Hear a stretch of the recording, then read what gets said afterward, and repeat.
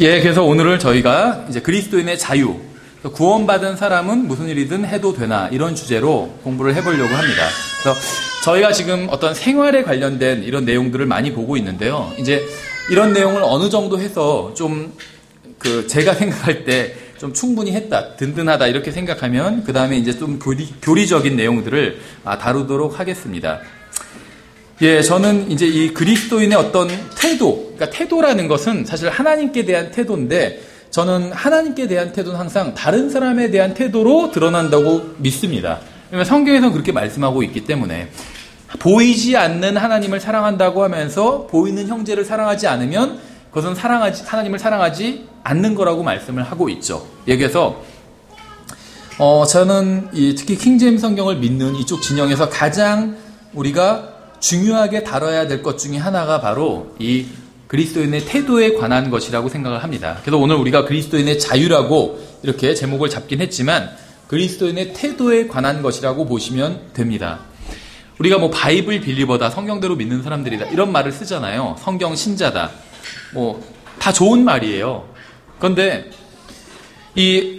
어떤 사람이 성경대로 믿는 사람이냐, 바이블 빌리버냐, 이거를 판가름 하는 것은 결국에는 하나님의 말씀에 대한 태도로 결정되거든요. 그러니까 하나님에 대한 태도로 결정되는데, 하나님에 대한 태도는 어디서 드러나냐 하면 하나님의 말씀에 대한 태도에서 드러난다는 거죠. 그러니까 하나님 따로, 하나님의 말씀 따로는 될 수가 없다는 겁니다. 하나님을 존중하는 사람은 하나님의 말씀도 존중해요. 그렇죠. 하나님은 존중하지만 하나님의 말씀은 존중하지 않는다. 그건 하나님을 존중하지 않는 겁니다. 누군가 예를 들면 저희 자녀가 저를 존경한다고 하면서 제 말을 듣지 않는다면, 시키는 건 하지 않는다면, 그건 저를 존경하는 게 아니라 오히려 우롱한다는 거죠. 그러니까 여러분이 하나님의 말씀을 하나님을 얼마나 여러분이 존중하느냐는 하나님의 말씀을 얼마나 존중하느냐로 드러난다는 겁니다. 여러분이 하나님을 얼마나 높이느냐, 사랑하느냐, 존경하느냐는 여러분이 하나님의 말씀대로 사느냐, 그것을 통해서 그대로 드러난다는 거예요. 근데 이렇게 얘기하니까 좀 감이 멀잖아요. 그러니까 좀 더 감을 아주 가깝게 얘기를 한다면, 그러니까 이제 결혼한 남자들을 예를 들면, 남자들은 자기가 예수님을 얼마나 사랑하느냐, 그걸 알 수 있는 척도가 있어요. 무엇이냐면, 이건 구원받고 안 받고를 떠나서, 부인이 구원받았다 안 받았다를 떠나서 남자들은 자기 부인을 사랑하는 만큼 예수님을 사랑하는 거예요. 왜 그런 줄 아세요?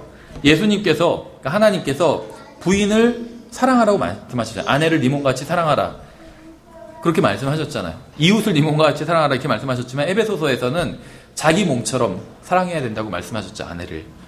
그렇죠.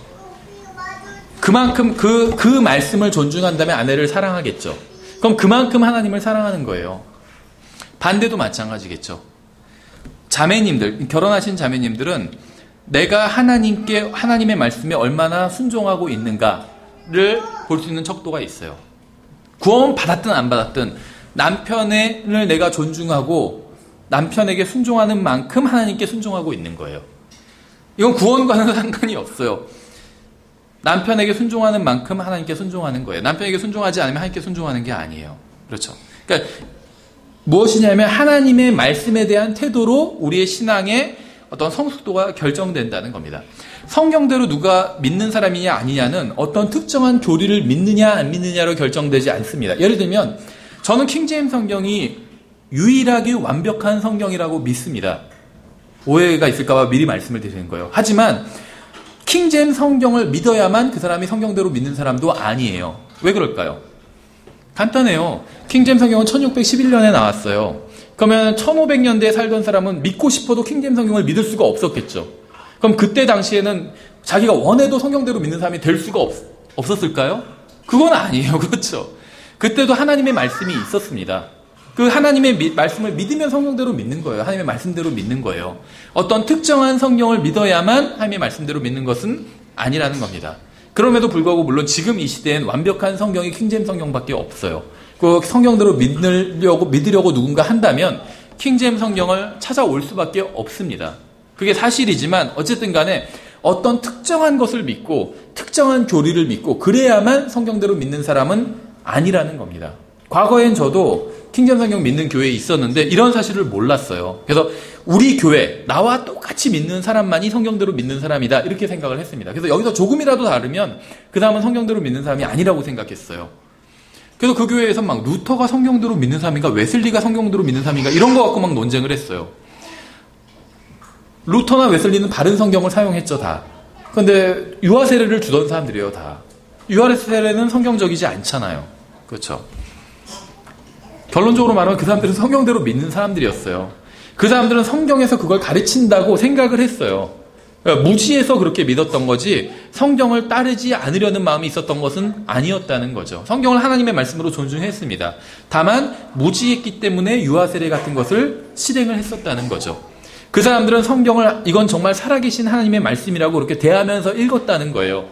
그 태도가 사람을 성경대로 믿는 사람이냐 아니냐 이렇게 판가름 짓게 한다는 겁니다. 하나님의 말씀을 존중하느냐 안 하느냐 그 사람이 믿는 세부적인 교리가 아니라, 그러니까 구원받자마자 성경대로 믿는 사람이 될 수 있어요. 구원받자마자 모든 교리를 다 아는 건 아니잖아요. 하지만 구원받자마자 하나님의 말씀을 존중하는 사람은 있어요. 존중할 수 있고. 그럼 교리를 잘 모르더라도 구원받자마자 하나님의 말씀을 존중한다면 그 사람은 성경대로 믿는 사람이에요. 그렇죠. 그래서 누가 성경대로 믿는지 아닌지 하는 것은 교리 아니면 지식으로 판가름 나는 것이 아니라 하나님의 말씀에 대한 태도로 판가름이 난다는 겁니다. 그래서 이 태도라는 것이 굉장히 중요한데 하나님께서는 우리가 다른 사람들에게 선하게 대해주시기를 원하세요. 예수님께서 초림하셔서 이 지상에서 다른 사람들을 대해주셨던 것과 똑같이 우리가 다른 사람들을 그렇게 대해주기를 원하십니다. 그럼 킹제임스 성경 제대로 믿는 사람한테만 선하게 대해주고 아니면 교리도 잘 모르고 그런 사람들한테 막대하시고 그런 게 아니잖아요. 그렇죠. 우리가 죄인이었을 때도 우리를 위해서 자기 목숨을 내어주실 만큼 굉장히 극도로 선하게 대해주셨어요. 그래서 여러분이 다른 사람들을 대하는 데 있어서는 그 사람이 제대로 믿는 사람한테만 제대로 형제로서 대해주고 제대로 믿지 않으면 막대해버리고, 킹제임스 성경 믿는다는 교회 중에서 이렇게 가르치는 교회도 있어요. 심지어 육신적인 사람한테는 그냥 육신적으로 대해버리라고, 마귀적인 사람한테는 마귀적으로 대해버리고 이렇게 가르친 걸 제가 들은 적이 있어요. 예수님이 그렇게 안 하셨다는 거죠. 그렇죠. 예, 그래서 바른 태도를 가져야 됩니다. 예, 그래서 오늘 우리가 살펴볼 내용은 이제 이것과 많은 관계가 있는 내용입니다. 예, 예수 그리스도를 믿고 구원받은 사람은 죄를 용서받았습니다. 그러므로 이제 무슨 일이 일어나도 상관이 없겠죠. 영혼은 바뀌지 않아요. 그렇죠. 어차피 죽으면 하늘나라에 가게 됩니다. 그럼 이제 어차피 죽으면 하늘나라에 가게 되니까, 예수님을 믿고 구원받은 사람은 어차피 죽으면 하늘나라에 가게 되니까 무슨 일을 해도 상관이 없는 걸까요? 신약성경은 구원받은 우리가 하나님의 자녀로서 더 이상 율법에 매여 있는 것이 아니라 은혜 아래에 있다고 분명하게 말씀하고 있어요. 무슨 말이냐면 무엇인가를 해야 되는데 의무적으로 하지 않아도 된다는 거예요. 어떤 걸 하지 않으면 하나님께서 막 화를 내시고 그러지는 않으신다는 겁니다. 예를 들면 돈으로 얘기를 들면 우리가 헌금을 드리잖아요. 그렇죠. 근데 성경에선 자기가 마음속에 정한 액수를 미리 준비해서 다른 사람한테 꿔서 하지 말고 있는 것 중에서 또 즐거이 인색하지 않게 드리라 이렇게 말씀하고 있어요. 그러면 제대로 드린 거예요. 그 액수는 상관없이. 근데 뭐 11조 아니면 얼마를 안 하면, 헌금을 얼마를 안 하면 하나님께서 화를 내신다든지 의무적으로 얼마를 해야 된다든지 이런 거는 성경에, 신약 성경에선 없다는 겁니다. 그것은 율법 아래에 있는 구약 성도들에겐 반드시 얼마를 의무적으로 해라, 퍼센테이지 얼마를 떼서 헌금을 해라 이렇게 그 말씀이 있지만 신약 성경에는 없다는 거예요. 왜냐하면 우리는 율법 아래에 있지 않기 때문에 의무적으로 해야 될 게 하나도 없다는 겁니다. 그렇죠. 하나님을 사랑하는 동기로, 다른 사람들을 사랑하는 동기로 하는 것이지 의무적으로 하는 것은 아니라는 거예요. 우리는 율법에 매여 있지 않기 때문에. 우리는 하나님을 기쁘시게 해드리기 위해서 율법의 행위를 수행해야 하는 어떤 의무를 가지고 있지는 않다는 겁니다. 우리는 하나님의 자녀로서 그리고 그리스도인으로서 그리스도 안에서 자유를 가지고 있어요. 해도 되고 안 해도 됩니다. 그러나 불행하게도 많은 사람들이 이러한 자유를 죄를 짓는 기회로 사용하고 있고 자신들은 무엇을 해도 상관없다고 생각하고 있다는 거죠. 그렇죠. 우리가 하는 이번 공부의 목적은 그리스도인의 자유가 무엇을 위해 존재하는 것이고 하나님의 자녀로서 그리스도인의 이 세상에서의 살아갈 때 하지 말아야 할 어떤 제한 사항은 무엇인지 이제 이런 것들을 살펴보는 겁니다.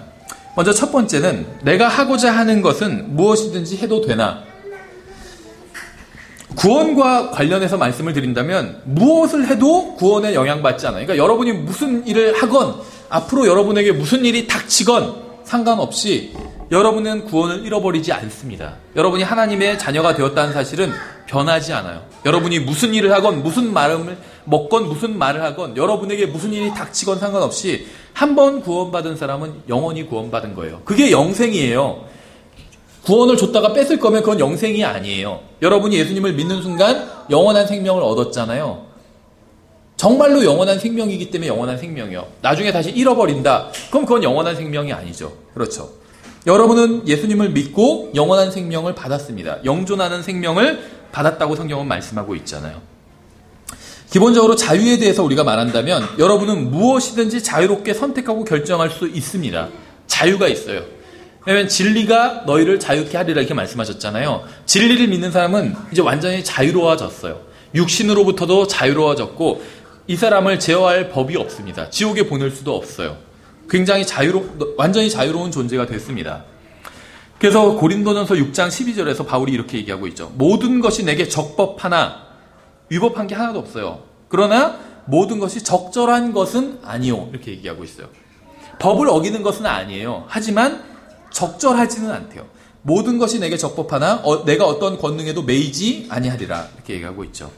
기도서 1장 15절에선 순수한 자들에게는 모든 것이 순수하나 더럽고 믿지 않는 자들에게는 아무것도 순수한 것이 없고 오히려 그들의 생각과 양심마저도 더럽혀져 있느니라 이렇게 말씀하고 있어요. 그래서 기본적으로 구원받은 사람에겐 자유가 있습니다. 어떤 걸 의무적으로 해야 될 이유는 없다는 거예요. 그렇게 안 하면 하나님께서 화를 내시고 그 다음에 막 죽이시고 어떤 병을 주시고 사업에 망하게 하시고 대학에 떨어지게 하시고 그렇게 하지는 않으신다는 거예요. 그렇죠? 여러분이 예수 그리스도를 구주로 구원자로 믿고 거듭났다면 여러분의 구원은 영원한 겁니다. 여러분이 무슨 일을 할지라도 구원을 잃어버리게 되거나 하나님의 자녀가 아닌 것으로 되지는 않습니다. 한 번 구원받은 사람은 지옥에 가는 방법이 한 번 구원받은 사람이 지옥에 가는 방법은 존재하지 않아요. 성경에 나와 있지 않아요. 그런 것이. 앞으로 여러분이 무슨 일을 하든지 여러분은 예수님을 믿고 구원받았다면 앞으로 여러분이 무슨 일을 하든지 여러분은 하늘나라에 가게 될 겁니다. 뭐 이런 말씀은 너무나도 많죠. 갈라디아서 2장에서도 사람이 율법의 행위로 의롭게 되는 것이 아니요 오직 예수 그리스도를 믿는 믿음으로 되는 줄 알므로 우리도 예수 그리스도를 믿었나니 이것은 우리가 율법의 행위가 아니라 오직 그리스도를 믿는 믿음으로 의롭게 되고자 함이라. 율법의 행위로 의롭게 될 육체는 하나도 없느니라. 우리가 나중에 구원에 대해서 이제 공부를 할 때 세대주의와 관련해서 어떤 시대에 있는 누구를 할지라도 어떤 육체도 율법의 행위로는 의롭게 될 수 있는 육체가 없습니다. 신약 시대만이 아니라 어떤 육체도 어떤 육체라고 말씀하고 있잖아요. 율법의 행위로 의롭게 될 육체는 하나도 없다고 얘기하고 있잖아요. 구약이나 신약이나 환란이나 마찬가지예요. 율법의 행위로 의롭게 될 육체는 하나도 없어요. 이게 성경의 결론입니다. 에베소서 2장에서도 같은 말씀이 있죠. 이는 너희가 믿음을 통하여 은혜로 구원을 받았기 때문이니 이것은 너희 자신에게서 난 것이 아니오 하나님의 선물이라. 행위에서 난 것이 아니니 이것은 아무도 자랑하지 못하게 하려 하심이라. 만약에 구원이 조금이라도 행위에서 난 부분이 있다면 그 부분만큼은 자랑할 수 있겠죠. 근데 아무도 자랑할 수 없다고 성경은 명백하게 말씀하고 있어요. 여러분의 구원은 율법에 매여 있지 않습니다. 이는 그리스도 예수님 안에 있는 생명의 성령의 법이 죄와 사망의 법에서 나를 해방하였습니다. 죄의 법에서 나를 해방시켰대요. 그래서 이 세상에 나를 정죄할 수 있는 것이 아무것도 없는 거예요. 왜냐하면 죄의 법에서 저는 해방되었기 때문에. 그래서 저의 죄를 물어서 저를 지옥에 보내거나 둘째 사망으로 던져 넣을 수 있는 것이 전혀 없다는 거예요. 구원받은 사람은. 그렇죠? 갈라디아서 3장 그런즉 율법은 우리를 그리스도께로 인도하는 훈육 선생이었으니 이것은 우리로 하여금 믿음으로 의롭게 되게 하려 함이라. 그러나 믿음이 온 뒤에는 우리가 더 이상 훈육 선생 아래에 있지 아니하니. 그래서 어쨌든지 간에 이제 작은 결론을 내리면 예수님을 믿고 구원받은 사람에게는 정죄함이 전혀 없습니다. 죄를 지어도 정죄함이 없다는 거예요. 왠 줄 아세요? 내가 지은 죄에 대한 값을 예수님께서 십자가에서 다 치러주셨기 때문에 나 대신 정죄를 받으셨기 때문에 그리스도인은 구원받은 사람은 죄를 짓는다 할지라도 정죄를 받지는 않는다는 겁니다. 그래서 무엇을 해도 영혼에 영향을 미치지 못한다는 거예요. 무엇을 해도. 그럼 죄를 져도 되겠네? 이렇게 생각을 하겠죠. 그래서 이번은 소제목을 그러나라고 달았습니다. 여러분이 그리스도 안에서 가지고 있는 자유는 구약 성경에서 지켜야 될 어떤 계명이나 율법과는 전혀 상관이 없습니다. 그러나 이것이 여러분이 죄를 마음껏 지을 수 있는 어떤 면허증은 아니라는 거예요. 옛날에 무슨 살인 면허 그런 007 무슨 제목의 영화도 있었는데 죄를 지을 수 있는 면허는 아니라는 겁니다. 우리가 자유롭게 되었다는 것이. 갈라디아서 5장 13절에 나오죠. 형제들아 너희가 부르심을 받아 자유하게 되었으니 오직 자유를 육신의 기회로 쓰지 말고 사랑으로 서로를 섬기라. 이것이 하나님의 뜻이라는 거예요. 이렇게 해야 하나님께서는 우리에게 보상을 주실 거라는 그러한 얘기겠죠. 무엇을 해도 상관없어요. 하지만 그것을 육신의 기회로 쓰지 말고 사랑으로 서로 섬기라고 권면하고 있잖아요, 성경은. 여러분이 가지고 있는 그리스도 안에서의 자유는 죄를 짓는 기회가 아닙니다. 성경에선 우리가 진리가 너희를 자유롭게 하리라 하니까 이제 우리 자유로우니까 죄 져도 되겠네? 이렇게 많이 생각하는데 성경에서 말씀하시는 자유는 죄로부터의 자유예요. 무슨 말이냐면 죄를 짓지 않을 자유를 우리가 갖게 됐다는 거예요. 이게 무슨 의미일까요? 과거에는 그런 자유가 없었다는 거예요. 왜 그런 줄 아세요? 구원받기 전에 우리에 대해서 성경은 뭐라고 말씀하고 있냐면 죄의 종이라고 말씀하고 있어요. 죄의 종. 죄의 종이니까 종은 열심히 일하잖아요. 그러면 뭐를 받죠? 삭을 받잖아요. 그렇죠? 근데 우리는 어떤 임금을 받는다는 거예요. 우리는 죄의 종이었을 때 죄의 삭을 받게 돼요. 그 삭이 바로 사망이잖아요. 그렇죠? 첫째 사망, 둘째 사망. 근데 지금 우리는 구원받은 사람은 더 이상 죄의 종이 아니라는 겁니다. 그래서 구원받지 않은 사람들은 죄를 지을 수밖에 없었어요. 어떤 의미에 있어서는. 죄의 종이기 때문에. 근데 구원받은 사람들은 더 이상 죄를 짓지 않을 자유가 생겼다는 거예요. 거절할 수 있게 되었다는 거예요. 이거는 지금 마귀가 나의 육신을 충동질해서 죄를 짓게 하는 것이구나. 내가 이걸 거절하겠다. 할 수 있는 자유가 생겼다는 거예요. 그리스도로 인해서. 우리가 과거에는 그렇게 싸우질 못했어요, 죄와. 근데 구원받고 나서는 거부할 수 있게 되었다는 거예요. 로마서 6장 12절에 이렇게 말씀하고 있어요. 그러므로 너희는 죄로 하여금 너희의 죽을 몸 안에서 군림하지 못하게 하여 그렇게 할 수 있다는 거예요. 몸의 정욕 안에서 죄에게 순종하지 말고 또한 너희 지체를 불의의 도구로 죄에게 내어주지 말며 오직 너희 자신을 죽은 자들로부터 살아난 자로서 하나님께 드리고 너희 지체를 의의 도구로 하나님께 드리라. 그렇게 할 수 있다는 겁니다. 구원받기 전에는 그렇게 할 수가 없었어요. 의의 도구로 하나님께서 하나님 저를 써주십시오. 드려도 하나님께서 안 쓰셨어요. 왜냐하면 깨끗한 그릇이 아니기 때문에. 근데 구원받은 사람은 예수 그리스도의 피로 다 씻겼습니다. 그래서 하나님께서 보실 때는 아주 깨끗해요. 그래서 하나님께서 쓰실 수 있는 거예요. 그래서 의의 도구로 내어드리면 하나님께서 쓰실 수 있는 거예요. 15절 그런즉 어찌하리요 우리가 율법 아래 있지 아니하고 은혜 아래 있다 해서 죄를 지으리요 결코 그럴 수 없느니라. 너희 자신을 누구에게 종으로 내어주어 순종하게 하면 너희가 순종하는 그 사람의 종이 되는 줄을 너희가 알지 못하느냐. 혹은 죄의 종으로 사망에 이르고 혹은 순종의 종으로 의에 이르느니라. 여러분의 자유는 하나님을 섬기기 위해서 예비된 겁니다. 자유롭게 섬기라는 거예요. 하나님을 강제로 하지 말고. 적절한 비유인지는 모르겠지만 가끔 어떤 동영상을 보면 그 북한에서 아이들이 공연하는 그런 동영상을 본 적이 있어요. 아이들이 아주 막 작아요. 4살, 5살 같아요. 그런 아이들이 공연을 막 하는데 3명이 나와서 무슨 춤추면서 노래 부르면서 하는데 너무 잘해요. 막 기계같이. 성인이 하라고 해도 그렇게 못 맞출 것 같아요. 3명이. 너무 잘 맞춰서 잘하는데 무섭더라고요. 좋아 보이지가 않고 또 얼마나 때려가면서 훈련을 시켰으면 저렇게 할까 싶고 그렇잖아요. 너무 기계처럼. 아이들이면 좀 틀리고 그렇게 막 해야지 재밌고 그런데 아이들답고 그렇잖아요. 막 기계적으로 아이들이 하는 거 보니까 어른들도 그렇게 못할 것처럼 하더라고요. 막 웃는데 그 표정도 웃는 게 아닌 것 같아요. 그렇죠?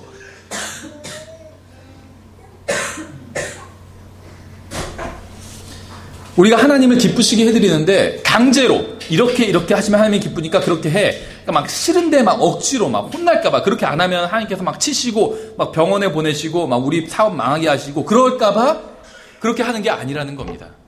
자유롭게 좀 틀려도 되니까 자유롭게 정말 기쁜 마음으로 기꺼이 하나님께 돈만 기꺼이 내어드리라는 게 아니라 자기 자신도 기꺼이 내어드리라는 거예요. 억지로 하지 말고 기쁨으로 좀 틀리고 부족해도 된다는 거예요.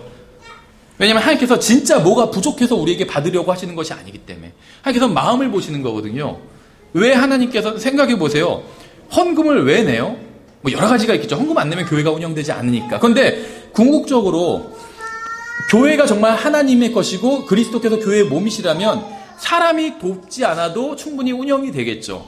일단 그냥 딴 걸 다 떠나서. 그런데 성경에 보면 헌금을 내라고 하고 있어요. 얼마를 내라 이런 말씀은 없어요. 아까 얘기 드린 것처럼 준비된 마음으로 억지로 하지 말고 남한테 없는 것에서 막 빌려서 하지 말고 있는 것 중에서 기꺼이 후하게 하라고만 나와 있어요. 그렇죠? 액수는 나와 있지 않아요. 조금만 내도 자기가 그 원칙에 맞게 했으면 기뻐하신 건데 왜 굳이 그렇게 하라고 하셨을까요? 모든 게 다 하나님 건데 하나님께서 무엇인가 부족하신 분이 아닌데.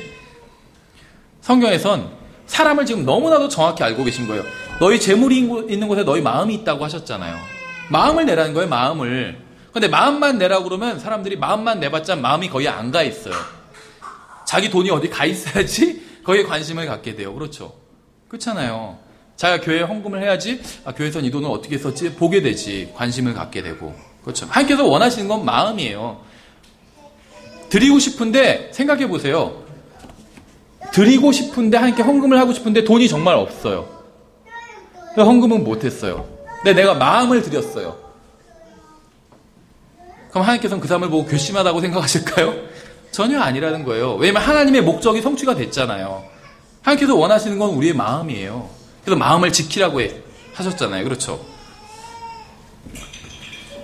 예, 그래서 우리가 이 자유라는 건 죄를 짓지 않을 자유라는 겁니다. 의를 행할 수 있는 자유를 얻게 됐다는 거예요. 그리스도 안에서. 이 세상 사람들은 의를 행하고 싶어도 의를 행할 자유가 없었어요. 왜 그럴까요? 이사야서에서 그렇게 말씀하고 있잖아요. 우리의 의는 더러운 누더기 같다고 되어 있어요. 우리 성경에. 예전 성경에 걸레라고 했는데 우리 성경에 누더기라고 했어요. 우리의 의는 더러운 누더기 같대요. 의를 행하고 싶어서 행하는데 하나님께서 보실 때 누더기 같아요. 의를 행할 수가 없는 거예요. 하나님 앞에서. 근데 우리는 그리스도의 의를 받았잖아요. 그렇죠? 하나님의 의가 우리 안에 고린도전서 1장에 나와요. 우리가 하나님의 의를 받았다고 말씀하고 있어요. 그래서 그 의를 사용해서 하나님 앞에 우리가 일을 한다면 의로운 일을 할 수 있는 거예요. 그래서 구원받은 사람은 의로운 일을 할 수 있는 자유를 얻게 된 거예요. 그렇죠? 그래서 우리가 성경에서 우리가 자유롭게 되었다는 건 죄를 짓지 않을, 이 세상에서 죄를 좀 지어봐 할 때 no라고 할 수 있는 그런 자유를 갖게 되었다는 것이고 의를 행할 수 있는 자유를 갖게 되었다는 거예요. 죄를 짓는 자유가 아니라는 겁니다. 그렇죠? 그래서 베드로전서 2장에서 이렇게 말씀하고 있어요. 너희에게 자유가 있으나 그리스도께서 우리에게 자유를 주셨죠. 자유가 있어요. 그 자유를 악을 가리는 도구로 쓰지 말고 오직 하나님의 종들로서 행하라. 잘못 사용하는 거라는 거예요. 그 자유를 그렇게 쓰면. 그렇죠? 그럼 세 번째, 나의 자유가 나에게 어떤 영향을 미치는가?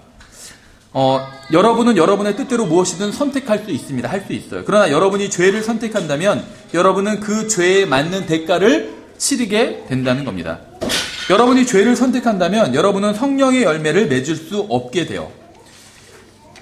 요한복음 15장에 나오죠. 내 안에 거하라 나도 너희 안에 거하리라. 가지가 포도나무 안에 거하지 아니하면 스스로 열매를 맺을 수 없는 것 같이 너희도 내 안에 거하지 아니하면 그러하리라. 너희가 열매를 많이 맺으면 내 아버지께서 영광을 받으실 것이요 너희가 내 제자가 되리라.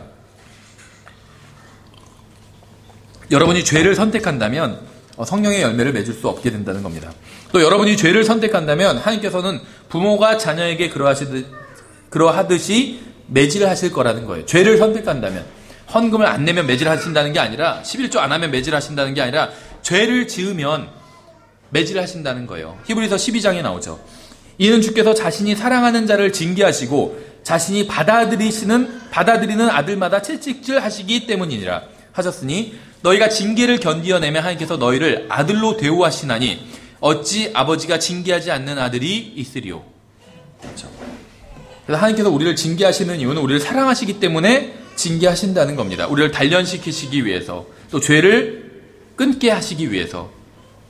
여러분이 죄를 선택한다면 하나님께서는 여러분이 심은 대로 거두게 할 것입니다. 갈라디아서 6장에 나와요.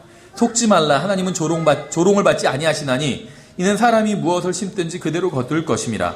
자기 육신을 위하여 심는 자는 육신으로부터 썩는 것을 거두되 성령을 위하여 심는 자는 성령으로부터 영존하는 생명을 거두리라. 저도 예전에 처음에는 이제 그 성결교 계통의 신학교에 다녔었는데 뭐 그 전에도 그런 사람들이 많이 있었는데 그 대부분이 이제 신학생들이 뭐 교회에서 전도사거나 그렇잖아요. 그러니까 이제 하는 일이 나름대로 많아요, 교회에서. 뭐 잡다한 일 많이 하고. 근데 이제 시험 기간이 됐을 때도 하는 일이 교회에서 너무 많다 보니까 공부를 제대로 못하는 학생들도 있었어요. 그럼 이 학생들이 어떻게 하는 줄 알아요? 기도를 하면서 이제 하나님의 그 교회에서 맡겨진 일들을 열심히 합니다. 그러면서 어떻게 기도를 하냐면, 제가 하나님을 열심히 섬기고 있으니까 시험을 좀 잘 보게 해달라고 이렇게 기도를 합니다. 근데 그 시험을 실제로 어떻게 보게 될까요? 잘 볼까요? 못 볼까요? 공부 안 하면 시험을 못 봐요. 그렇죠. 근데 왜 그럴까요? 그러니까 이게 기도도 소용없나? 막 이런 생각을 하고 막 그런 학생들도 있는데, 그러니까 초자연적으로 어떤 성령님께서 답을 알려주시기를 원했던 거예요. 그 학생들은. 하나님께서 그렇게 알려주시지 않는다는 거죠. 하나님께서는 사람이 심는 것을 무엇이든지 그대로 거두게 하실 거라는 거예요. 그렇죠. 그래서 왜 어떤 분들, 과거에 어떤 목사님들이 말씀을 잘못하시는 분들이 있었는데, 예를 들면 하나님을 잘 믿는, 잘 섬기는 그 민족과 국가는 잘 되고, 예를 들면 미국 봐라. 하나님을 얼마나 잘 섬기니까 나라가 부강해지고 잘 되지 않냐. 하나님을 잘 못생긴 나라들은 다 가난해진다. 그래서 동남아 봐라. 이렇게 얘기하셨던 분들이 있어요. 근데 성경에 그런 게 있나요? 없어요. 이스라엘에게 주셨던 말씀을 변형했을 뿐이죠, 좀. 성경에선 다른 민족들이 하나님을 잘 섬기면 돈 많이 벌게 되고, 경제적으로 윤택해지고, 잘 못 섬기면 돈 못 벌고, 그렇게 말씀하신 적이 없어요.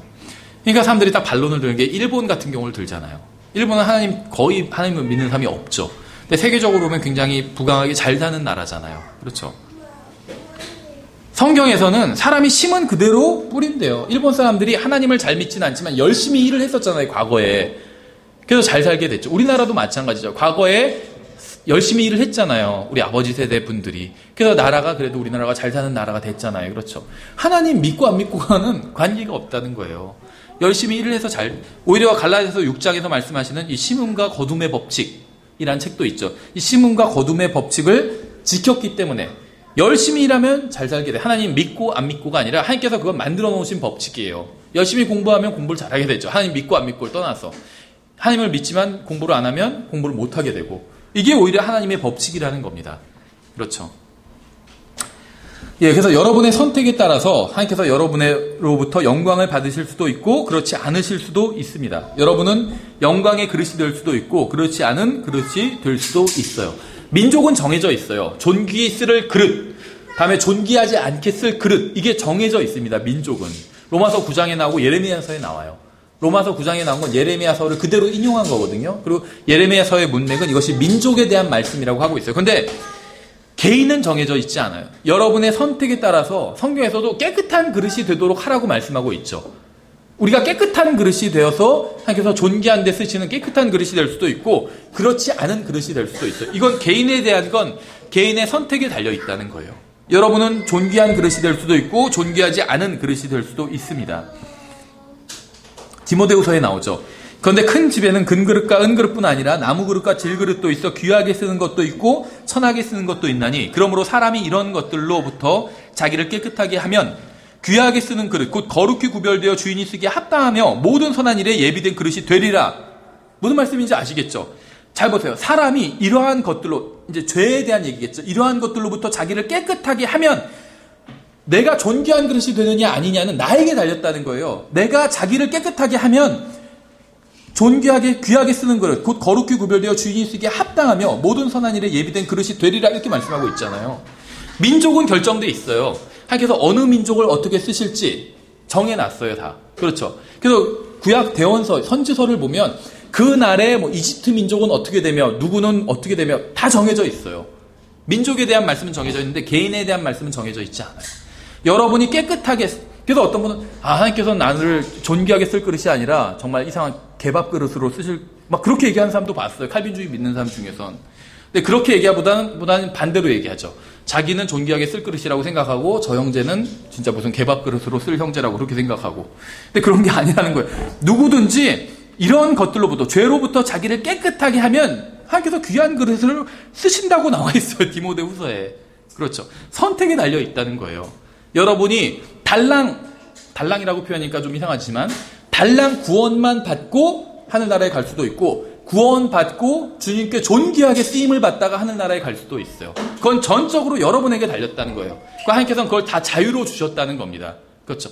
무슨 짓을 해도 지옥에 가진 않아요. 하지만 책망은 듣겠죠. 주님을 위해서 사는 사람들은 책망이 아니라 오히려 칭찬을 받고 주님께서 존귀하게 쓰시는 그릇으로 사용하시겠죠. 그리고 잘하였도다 나의 종아 네가 작은 일에 신실하였으니 10도시를 다스려라 이런 말씀을 하시겠죠. 그렇죠. 네 번째, 나의 자유가 내 주위에 있는 사람들에게 어떤 영향을 주는가. 실제로 제가 하고 싶은 얘기는 여기에 많이 있습니다. 여러분이 원하든 그렇지 않든 여러분은 다른 사람들에게 좋은 간증을 통해서 하나님의 선하심을 증거할 수도 있고 나쁜 간증을 통해서 하나님을 욕하게 할 수도 있습니다. 여러분으로 인해서 한 사람이 예수 그리스도를 영접하고 영원한 생명을 얻을 수도 있고 영원히 지옥에서 멸망할 수도 있어요. 이게 참 엄청난 책임이 우리에게 주어진 거죠. 그렇죠?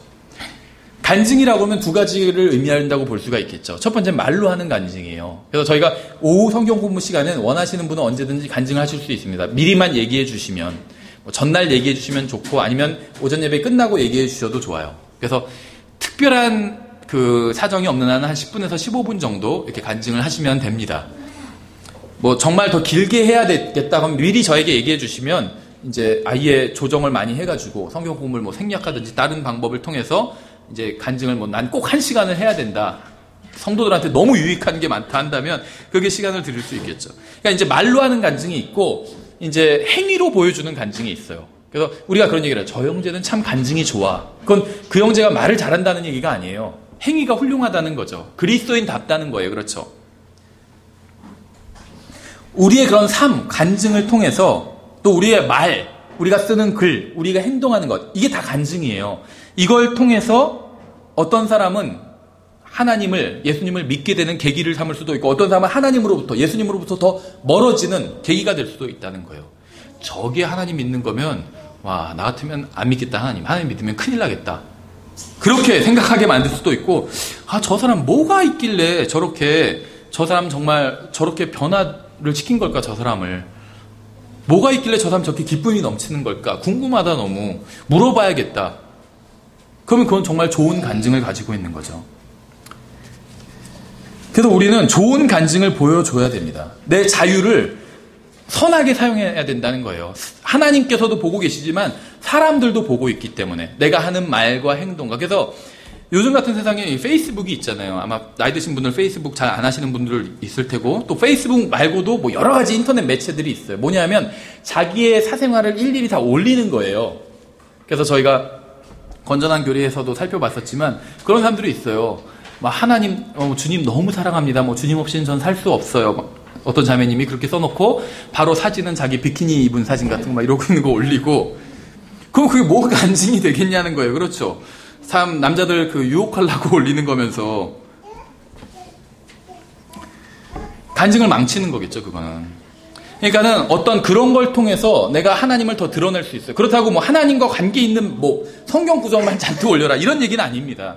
성경 구절 잔뜩 올려놓고 실제로 자기가 실제로는 사악하게 산다면 그걸 아는 사람은 이 사람 무슨 여기에는 성경 구절 잔뜩 올려놓고 실제로는 다른 사람 등쳐먹을 생각만 하고 이런 사람이 참 웃기네. 그렇게 욕을 하겠죠, 오히려. 그러니까는 맞는 생활을 해야 돼요. 다만 최선을 다해서 예수 그리스도를 알리는 도구로 사용한다면 아름답다는 거죠. 자, 이런 말씀을 드리는 이유는 저는 어떤 정치적인 특별한 성향을 가지고 있는 사람을 비판하고자 해서 이런 말을 하는 게 아닙니다. 그리스도인들 중에서도 특히 이쪽 킹잼 성경을 믿는 진영도 우리나라는 지금 세계에서 거의 유일하게 좌우 이념적으로 나뉜 국가잖아요. 북한이랑 대치하고 있기 때문에 이건 어쩔 수는 없다고 생각해요. 전 세계적으로는 지금 좌우 이념 논쟁은 완전히 끝나버렸어요. 그렇죠. 소련 붕괴되면서 더 이상 그런 논쟁하지 않아요. 중국도 겉으로는 공산국가지만 실제로는 완전히 자본주의보다 더한 자본주의예요. 중국이. 어떤 의미에 있어서. 그렇죠. 중국에서 우리가 사는데 전혀 불편하지 않아요. 공산국가지만. 공산당 욕만 안 하면 돼요. 근데 그건 성경에도 나오죠. 권력자들을 순종하라고 그랬잖아요. 권력자. 그게 공산주의자면 순종하지 말아라 이런 말씀은 없어요. 권력자는 다 순종하라고 했어요. 권력자에게. 그래서 권력자는 권력자로 대우해주기만 하면 중국에서도 전혀 문제가 안 돼요. 그래서 제가 전에 말씀드렸죠. 어떤 목사님이 중국에 가서 선교를 하시는 목사님이 있어요. 이 킹제임 성경 진영에. 한 번은 공산당에서 연락이 왔대요. 오시라고, 공산당 사무실로 나오시라고, 목사님 나오시라고. 그래서 너무 긴장을 했대, 처음에는. 이거 어떡하지, 뭐, 어떻게 되는 건가 했는데, 무슨, 우리나라로 치면 그 참치 선물 세트 2호 이런 거 있잖아요. 큰 거. 캔이랑 이런 거 들어온 거, 그걸 주더래요. 수고 많이 하신다고 그러면서. 그래서 거기서 깨달았대요. 공산당 욕만 안 하면 뭘 해도 상관 안 하는 거다. 거기서 지금 박해받는다는 사람들 다 뭔 줄 아세요? 공산당 욕해서 박해받는 거예요, 목사님들이. 근데 성경에서는 위에 있는 지도자들 욕하지 말라고 그랬잖아요. 그렇죠? 그건 제가 극단적인 예를 든 거고, 성경에서 위에 있는 지도자들을 존중하라고 그랬어요. 존경하라고 그랬어요. 그렇죠? 욕하지 말라고 그랬어요. 어떤 보수주의자건 진보주의자건 정권을 잡은 사람을 우리가 존중해야 됩니다. 어떤 자기가 성향을 갖고 있든지 그거는 자유예요. 그렇죠? 성경에서 무슨 넌 보수주의자가 될지니라 아니면 진보주의자가 될지니라 이런 말씀은 없어요. 반대로 보수주의자가 우리의 적이다, 진보주의자가 우리의 적이다, 그런 말씀도 없어요. 성경에서는 우리의 원수가 세상과 마귀와 육신이라고 말씀하고 있어요. 정권이 아니에요. 진보 정권이 원수가 아니고 진보 정치인들 아니면 보수 정치인들이 원수가 아니라는 겁니다. 상관없어요. 그 사람들은 영적인 것과 전혀 상관이 없어요. 그렇죠? 왜 이런 말씀을 드리냐면 킹제임스 성경 진영에서도 완전히 좌우로 나뉘어 있어요. 심지어 한 교회에 다니는데 서로 싸우고 있어요. 온라인상에선. 한쪽에서는 막 진보를 잔뜩 비판하는 글을 계속 올려요. 끊임없이 올려요. 어떤 분은 반대의 글을 끊임없이 올려요. 그래서 막 서로 보면 얼굴 막 붉혀. 같은 교회 다니면서도. 근데 이게 왜 안 좋은지 아세요? 복음을 막는 거예요. 생각해 보세요. 진보라고 해서 다 100% 옳은가요? 그건 아니죠. 옳은 부분도 있고 잘못된 부분도 있을 거예요. 보수라고 해서 그럼 다 100% 옳은가요? 옳은 부분도 있고 잘못된 부분도 있겠죠. 누구나 다 그래요. 인간은 다 그래요. 그렇죠. 근데 내가 보수를 지지하는, 보수 정치인들을 지지하는 글을 제가 페이스북에 올리면 진보를 지지하는 사람들은 제 글을 안 보겠죠. 아, 이 형제는 보수를 지지하는 거 보니까 보수가 잘못됐는데 보수를 지지하는 거 보니까 이 사람이 말하는 진리라고 얘기하는 얘기들도 잘못된 얘기일 확률이 높다, 이렇게 생각합니다. 반대도 마찬가지예요. 제가 진보를 지지하는 글들을 올리면 보수를 지지하는 사람들은 아, 이 형제는 정치관이 잘못된 걸 보니까 성경관도 잘못됐겠다, 이렇게 생각한다는 거예요. 그렇죠? 저는 보수를 지지하는 사람들에게 또 진보를 지지하는 상관없이 모든 사람들에게 진리를 전해야 됩니다. 저는. 그래서 한쪽에 편향된 글을, 저도 한쪽에 어떤 부분에서 편향된 생각이 있어요. 그러나 전혀 올리지 않아요. 드러내지 않고. 왜냐하면 저한테는 그거보다 더 중요한 게 있기 때문에. 진리를 전하는 거예요. 예수 그리스도와 그분의 진리를 전하는 게 가장 중요하기 때문에. 심지어 제가 원하지 않는 사람이 정권을 잡는다 할지라도 제가 만약에 예수 그리스도의 진리를 전할 수 있다면 전 그걸 택하겠다는 거예요. 그게 무슨 상관이냐는 거예요. 이 세상이, 우리나라가 망하고 안 망하고는 하나님께 달렸어요. 하나님의 은혜에. 어떤 정치인한테 달린 게 아니라는 거예요. 정치인에게 달렸다면 우리나라는 진작에 망했어요. 하나님 마음에 드는 정치인이 있었을까요? 지금까지?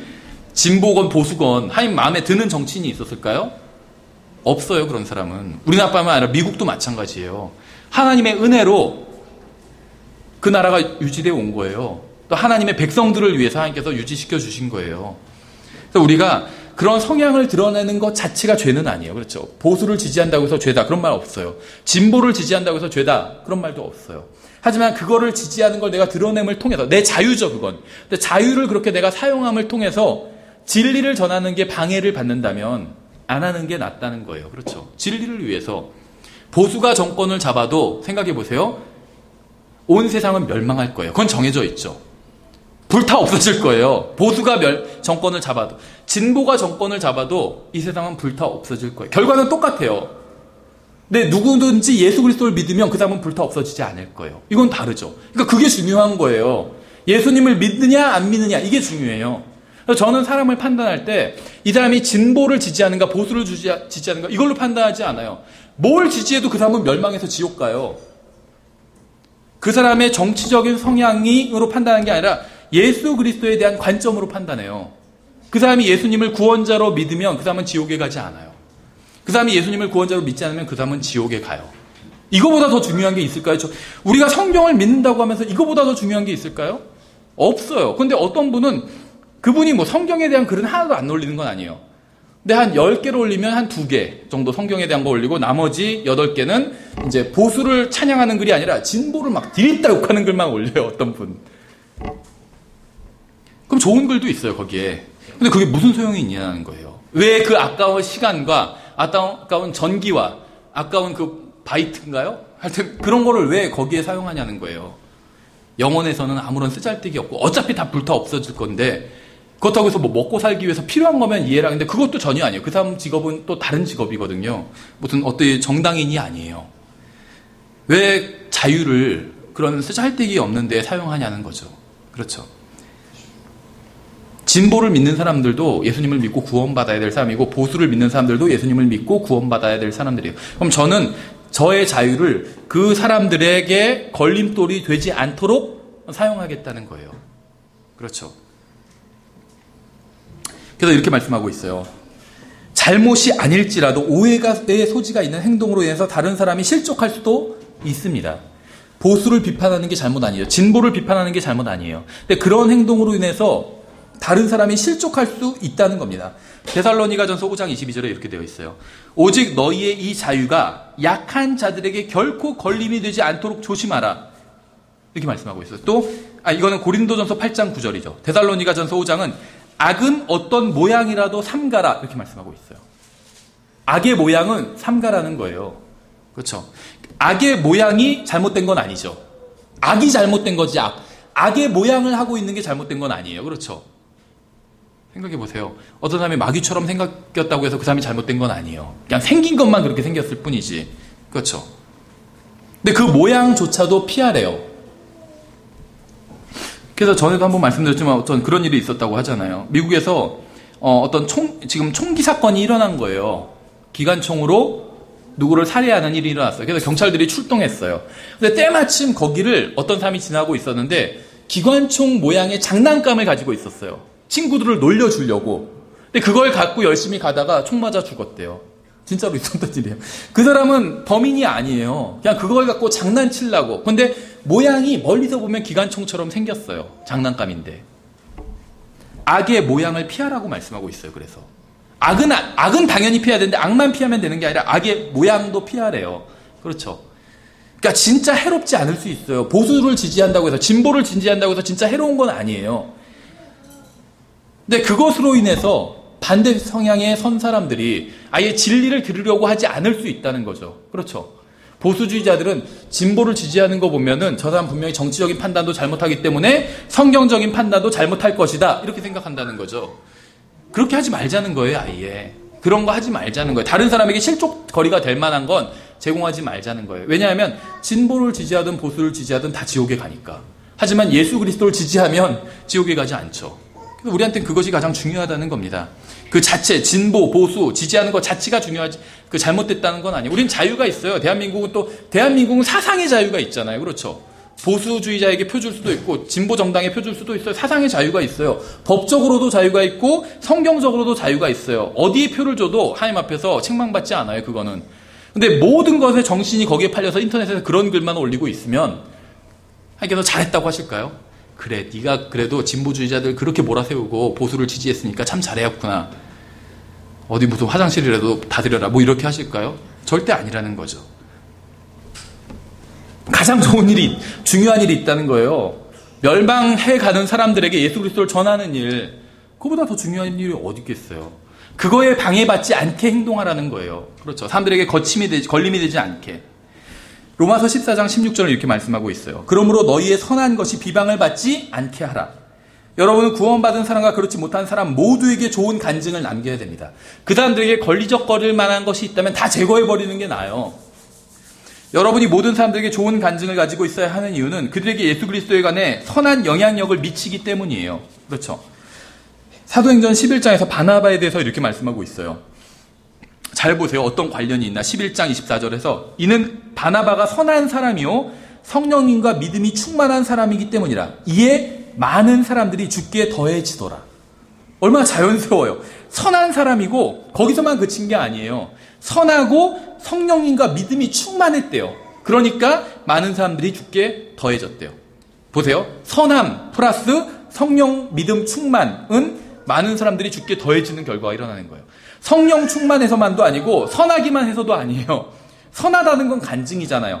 성령과 믿음이 충만한 게 밖으로 드러난 게 선한 거죠.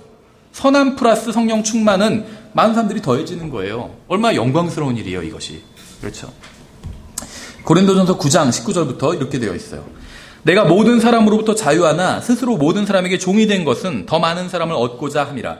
유대인들에게 내가 유대인같이 된 것은 유대인들을 얻고자 하며 율법 아래 있는 자들에게 율법 아래 있는 자같이 된 것은 율법 아래 있는 자들을 얻고자 함이며 율법 없는 자들에게 내가 하나님께 율법 없는 자가 아니요 그리스도께 율법 아래 있는 자 아니나 율법 없는 자같이 된 것은 율법 없는 자들을 얻고자 함이라. 약한 자들에게 내가 약한 자같이 된 것은 약한 자들을 얻고자 하며 내가 모든 사람에게 모든 것이 된 것은 어찌하든지 몇 사람이라도 구원하고자 함이라. 내가 복음을 위하여 이것을 행함은 너희와 함께 복음에 참여하는 자가 되고자 함이라. 저는 페이스북이나 인터넷이나 이런 데선 정치적인 성향을 드러내지 않는데 개인적인 자리에서는 드러낼 때가 있어요. 다만 상대방을 봐요. 이 사람이 보수주의자다. 그럼 거기에 동조를 해줘요. 막 그러면서 요즘 뭐 진보 무슨 뭐 어쩌고저쩌고 막 욕하면 그래요, 큰일이에요 같이 동일해주면 이 사람 너무 좋아해요. 제가 말하는 것도 막 잘 듣고 훌륭하다고 그러고 저한테 막 반대 사람 만나면 반대로 해요. 근데 문제는 이제 그 두 사람이 같이 만날 때는 문제가 되겠죠. 그때는 입 다물고 있어야 돼요. 그냥 모든 사람에게 모든 사람 같이 되는 거예요. 왜냐면 그거는 저도 좋아하는 정당이 있고 좋아하는 정치인이 있어요. 근데 그 사람이 떨어져도 우리나라가 그렇다고 해서 망하는 거 아니에요. 그 사람이 또 붙는다고 해서 뭐 여기가 지락낙원이 되는 것도 아니에요. 마찬가지예요. 그냥 제가 그 사람이 저의 성향에 더 맞고 좋을 뿐이지. 그렇죠. 근데 그거는 그렇게 중요한 게 아니에요. 누군가 하늘나라에 가고 누군가 지옥에 가고 이게 가장 중요한 거지. 그럼 그리스도 안에서 내 자유의 한계는 어디까지인가를 좀 생각해 보도록 하겠습니다. 여러분이 무엇을 하려고 할 때 그것이 옳은 일인지 틀린 일인지 확신할 수 없는 경우가 있어요. 그와 같은 경우에는 이제 이런 질문을 스스로 해볼 수 있습니다. 이것으로 인해서 내가 어떤 것에 속박되는 것은 아닌가? 이렇게 생각해 볼 수 있죠. 그러니까는 성경에 명백하게 나와 있는 건 괜찮은데 명백하게 나와 있지가 않아요. 그래서 내가 자유가 있고 이 일도 성경에 명백하게 나와 있지 않아요. 그럼 내가 이걸 해야 되나 말아야 되나 고민될 때가 있어요. 이럴 때 한번 질문을 스스로에게 해보라는 거예요. 이 일을 함으로 인해서 내가 어떤 거에 속박되지는 않는가? 모든 것이 내게 적법하나 모든 것이 적절한 것은 아니요 모든 것이 내게 적법하나 내가 어떤 권능에도 매이지 아니하리라. 스스로 매이면 안 돼요. 어디에. 그렇죠. 두 번째, 이 일이 다른 그리스도인이나 나를 세워주는 것인가? 모든 것이 내게 적법하나 모든 것이 적절한 것은 아니요 모든 것이 내게 모든 것이 내게 적법하나 모든 것이 남을 세워주는 것은 아니니 이렇게 말씀하고 있죠.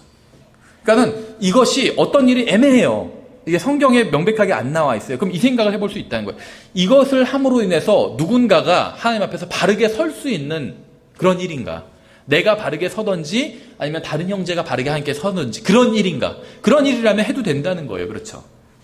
세 번째, 내가 깨끗한 양심으로 하나님께 그것을 축복해 달라고 기도할 수 있는가? 이 일이 성경에 나와 있지 않아요. 내가 지금 무슨 일을 하려고 하는데 성경에선 그것을 해라, 하지 마라 이런 말씀이 없어요. 그런데 그럴 때 내가 이것을 하나님께 이 일을 하면서 주님 이 일을 축복해 주십시오 라고 기도할 수 있다면 그 일을 해도 되는 것이겠죠. 그렇죠. 죄를 지으면서 그런 일을 못해요. 그러니까 믿음으로 하실 수 없는 건 죄라고 말씀하고 있죠. 잘못된 걸 자기가 축복해, 자기가 좀 이건 사실은 중립적인 거야 이렇게 얘기를 해도 실제로 자기 양심이 아는 경우가 있잖아요.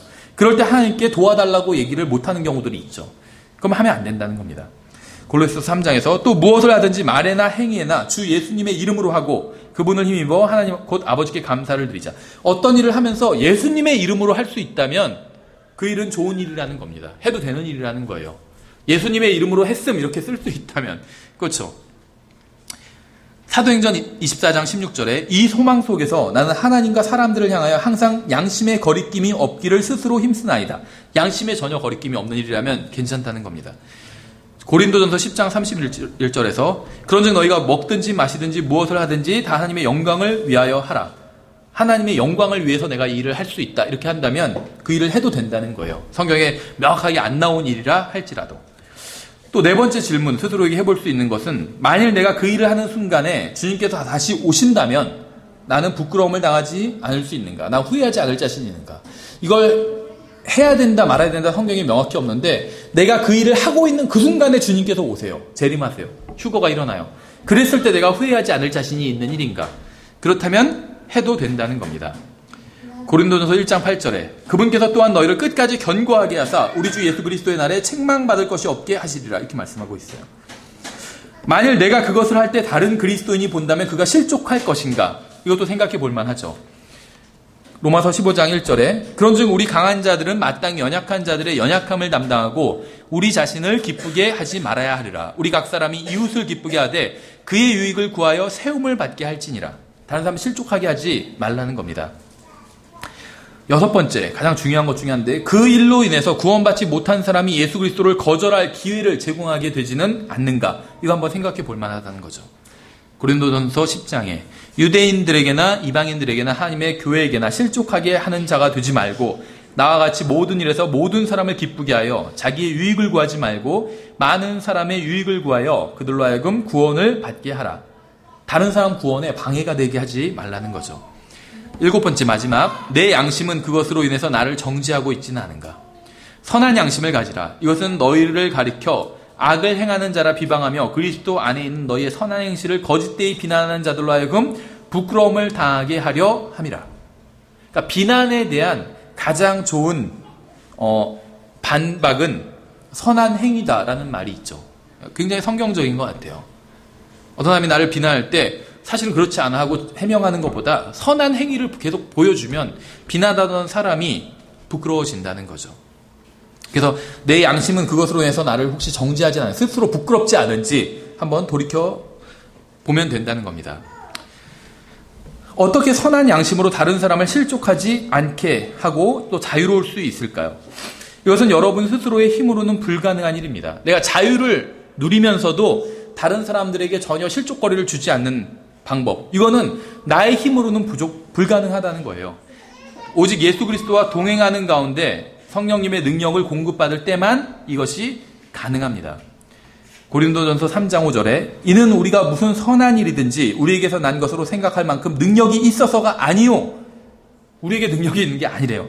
오직 우리의 능력이 하나님에게서 나기 때문이니라. 하나님의 능력으로 해야 선한 일이 나올 수 있다는 겁니다. 하나님의 능력으로 어떻게 하죠? 하나님의 말씀대로 하면 되는 거예요. 17절에 이제 주는 그 영이시니 주의 영이 계신 곳에는 자유함이 있느니라. 그럼 주님께서 내가 내 몸을 주님께 내어드렸어요. 하나님의 말씀에 따라서. 그래서 하나님의 말씀에 내어드리니까 주님께서 그럼 일하실 수 있는 거잖아요. 그때는 자유함이 또 있대요. 다른 사람한테 실족이 되지 않고 선한 일을 하면서도 내가 자유를 누릴 수 있는 거예요. 그렇죠. 모르겠어요. 이게 말은 이렇게 하지만 실제로 어떤 것인가는 이게 한번 체험해보지 않으면 알 수가 없겠죠. 예, 그래서 저희가 그리스도인의 자유에 대해서 아주 간략하게 한번 살펴봤습니다. 예, 그래서 여러분들이 어떻게 보면 사소한 것일 수도 있어요. 여러분들이 하는 작은 어떤 인터넷에 글을 하나 올리는 것이나 뭐 다른 아니면 실생활에서 어떤 하는 작은 사소한 것 하나라도 정말 여러분이 무엇을 하든지 그것으로 인해서 지옥에 가거나 하나님의 어떤 저주를 받는 것은 아닙니다. 다만 그것으로 인해서 다른 사람이 구원받게 되는 기회를 내가 막는 그런 일을 할 수도 있다는 거예요. 그래서 정말 신중하게 생각하고 가능하면 정말 내가 그냥 어떤 얘기들을 막 해서 속시하는 그런 것이 아니라 다른 사람의 유익을 위해서 내가 이 글을 썼을 때 아니면 이런 말을 했을 때 아니면 이런 행동을 했을 때 혹시 다른 사람이 예수님으로부터 멀어지게 되지는 않을까, 이걸 한 번씩 우리가 점검해 봐야 된다는 겁니다. 예, 그래서 구원받은 사람은 무슨 일이든 해도 되지만 성령님께서 그 주관하시는 사람은 아무 일이나 하지는 않는다는 거예요. 그렇죠? 예, 그래서 저희가 간단하게 그리스도인의 자유에 대해서 살펴봤습니다. 잠깐 기도하겠습니다.